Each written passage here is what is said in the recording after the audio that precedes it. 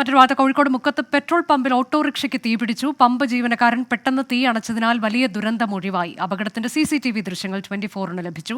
അഭിജിത്ത് മുഴക്കുന്നു വിവരങ്ങളുമായി. അഭിജിത്ത്, പെട്രോൾ പമ്പിൽ തീപിടിക്കുന്നു എന്ന് പറയുന്നത് ഒരുപക്ഷെ വലിയൊരു ദുരന്തത്തിന് വഴിവെക്കാവുന്ന ഒന്നായിരുന്നു. എന്നാൽ ഉടൻ തീ അണച്ചു, വലിയ ദുരന്തം ഒഴിവായി. എന്താണ് സംഭവിച്ചത്?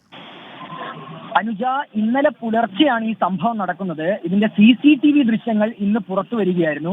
ഇതോടെയാണ് എത്രമാത്രം വലിയൊരു ദുരന്തമാണ് അവിടെ ഒഴിവായത് എന്നുള്ള കാര്യം മനസ്സിലാകുന്നത്. കാരണം ഈ പെട്രോൾ പമ്പിലേക്ക് പെട്രോൾ അടിക്കുന്നതിനായി എത്തിയ ഓട്ടോറിക്ഷയ്ക്ക് തീ പിടിക്കുകയായിരുന്നു.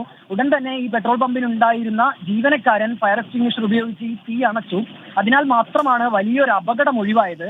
ഈ തീ അണച്ച പമ്പ് ജീവനക്കാരൻ ഒരു ഇതര സംസ്ഥാന തൊഴിലാളിയാണ്. അദ്ദേഹത്തിന്റെ പേര് മുജാഹിദ് എന്നാണ്, കൊൽക്കത്ത സ്വദേശിയാണ്. ഏതായാലും ഇയാളുടെ ഒരു മനസാന്നിധ്യം കാരണം വലിയ ഒരു ദുരന്തമാണ് ഒഴിവായത്. അനുജ, പെട്രോൾ പമ്പിൽ ഓട്ടോറിക്ഷയ്ക്ക് തീപിടിച്ചു. എന്നാൽ പമ്പ് ഉടമ ഉടൻ തന്നെ തീ അണച്ചതുകൊണ്ട് വലിയൊരു ദുരന്തം ഒഴിവായി എന്നുള്ളതാണ്. കോഴിക്കോട് മുക്കത്താണ് പെട്രോൾ പമ്പിൽ ഓട്ടോറിക്ഷയ്ക്ക് തീപിടിച്ചത്.